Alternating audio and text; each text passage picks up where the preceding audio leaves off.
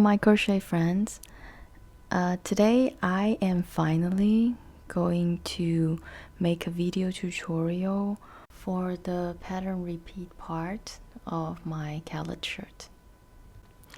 I have already seen a lot of beautiful Calad shirt out there, and I'm sorry that this video is coming this late, but it's after a while that I start to realize this is one of the common problem for people who's trying to make the Calad shirt, especially about the lace rows and that rows that after the lace row, how to come back with the single crochet row without any change of the stitch numbers.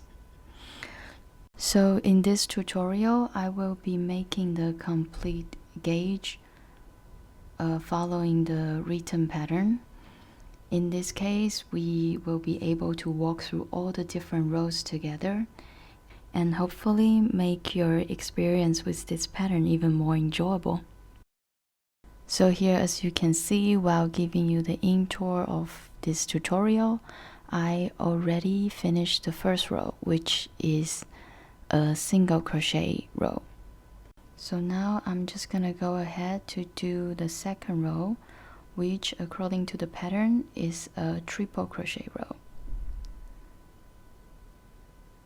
So I'm simply putting one triple crochet into each stitch across, and for the gauge I'm making right now, I am having 31 stitches in total. And if you're a little bit lost of what am I doing right now, I am recreating the gauge swatch from our Calad shirt crochet pattern in page 2, and these are the rows and crochet techniques we are going to use throughout the project. So here I am at the end of our second row, which is the ending of our triple crochet row.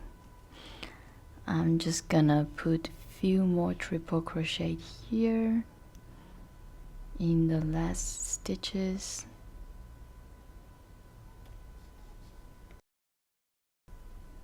And here we go. These are our first two rows.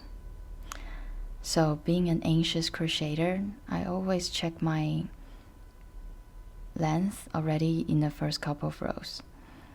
And now this looks perfectly 12.5. Okay, so I'm just gonna continue to build up my height. So for the next 3 rows, I'm just gonna alternate from a single crochet row to a triple crochet row. So I'm gonna do the 3rd row in single crochet, the 4th row in triple crochet, and the 5th row in single crochet again. I'll just meet you back when I finish my 5th row.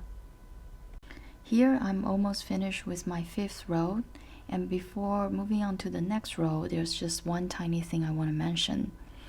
Look here how before finishing the last single crochet I stop, and I am grabbing the yarn for my secondary color and pulling through with that yarn.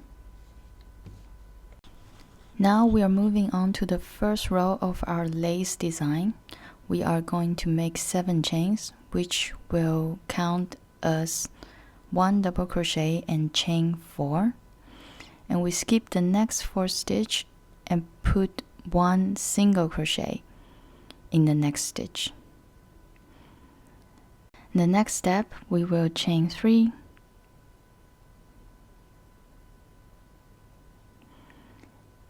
and again skip another 4 stitches, and in the next stitch we're going to put 1 double crochet, chain 4, and another double crochet all in this stitch. And right after our second double crochet, we are going to make 3 chain and skip the next 4 stitch and put 1 single crochet in the next stitch. And there you have it. This is our pattern repeat. We chain 3, skip 4,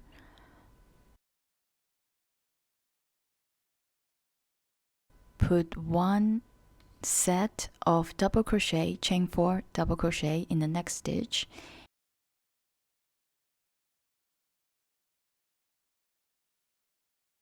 and then we chain another 3, skip another 4, single crochet in the next stitch. And we will repeat this all the way across until there are 5 stitches left. When facing our 5 last stitches, we chain 4 and then put 1 double crochet into the last stitch.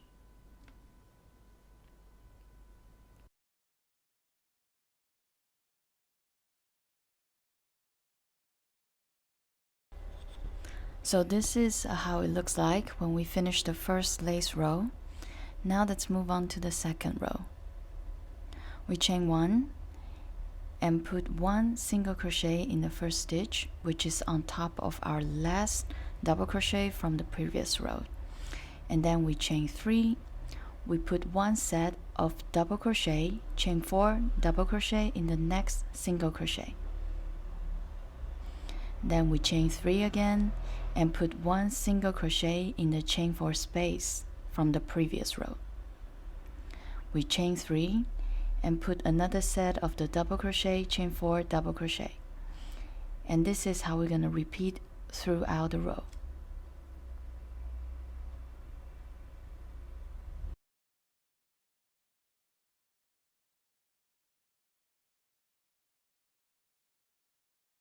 And after putting our last set of double crochet, chain 4 double crochet in our last single crochet, we are going to chain 3. And at this point, we need to count our turning chain because our turning chain stand for 1 double crochet and chain 4, right? So we have to put 1 single crochet in the third chain of our turning chain, like this. And this is our second row of the lace design.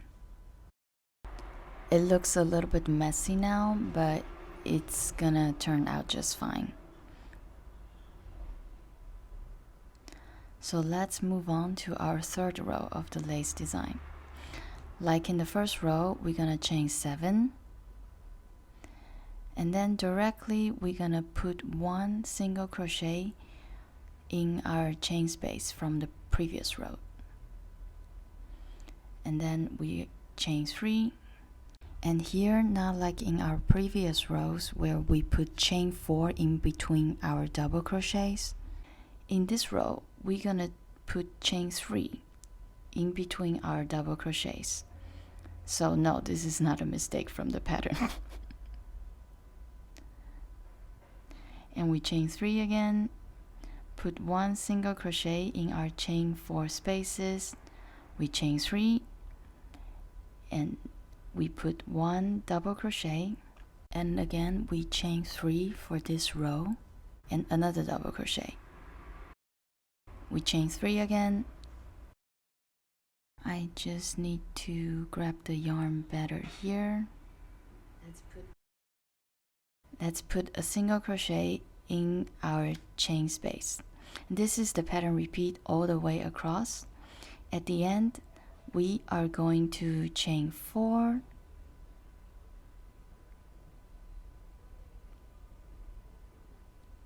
and put a double crochet on top of our single crochet from the previous row. And this is what it looks like once we finish the third row of our lace row. And let's move on to the fourth one, which is the most important one. It's just a single crochet row, but it's important to put the right amount of stitch in the right position so we don't make any stitch count changes. Here, after putting the first single crochet on top of the double crochet we just had, we are going to put 4 single crochet in our chain 4 space. 4 single crochets, no more and no less.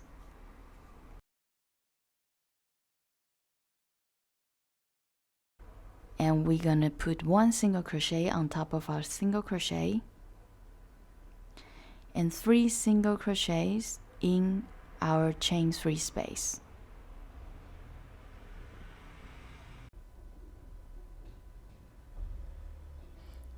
And this is what we have so far.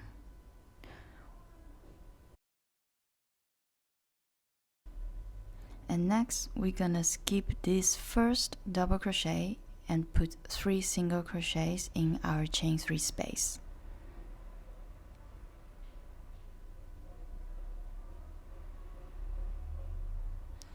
Like this. And we're gonna skip again the next double crochet and just put 3 single crochet in our next chain 3 space. So this is the general principle. We put single crochets on top of the double crochets only in the first and the last one of the row. And inside the chain spaces, we put 4 single crochets in the chain 4 space, we put 3 single crochets in the chain 3 space. And for each single crochet, we just put 1 single crochet on top of it.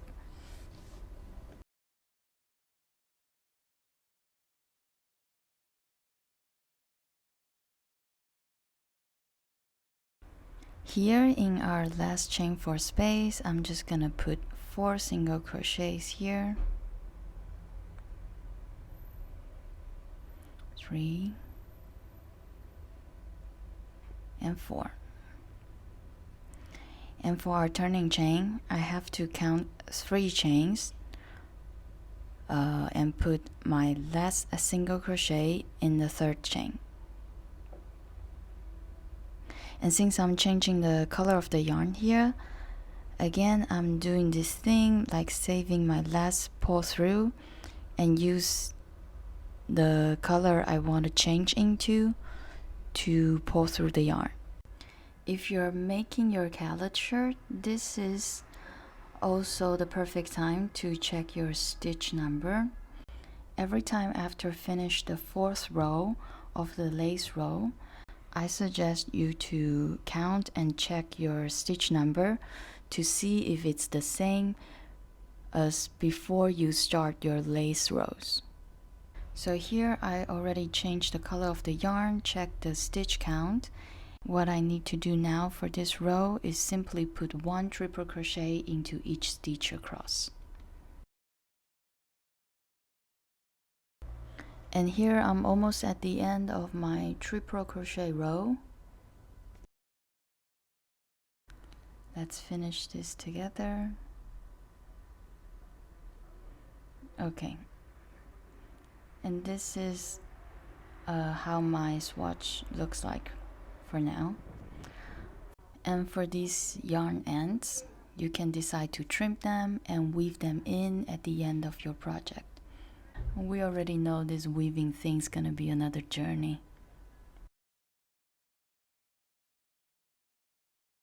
Now let's move on to our last row for this swatch, which we will just put 1 single crochet in each stitch across all the way until the end. So let's just finish up very quickly and see how it turns out for our gauge swatch.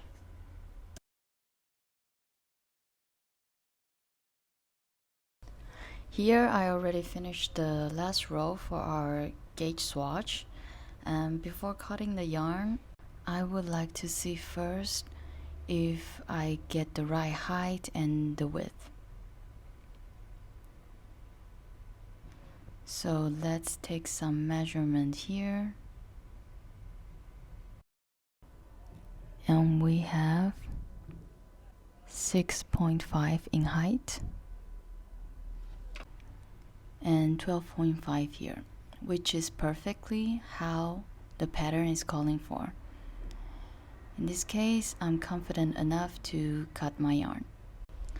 So this is it. This is the gauge swatch of our Calad shirt, and this is all you need to know to create each row of the shirt. I hope this has been helpful, and I will see you for the next tutorial.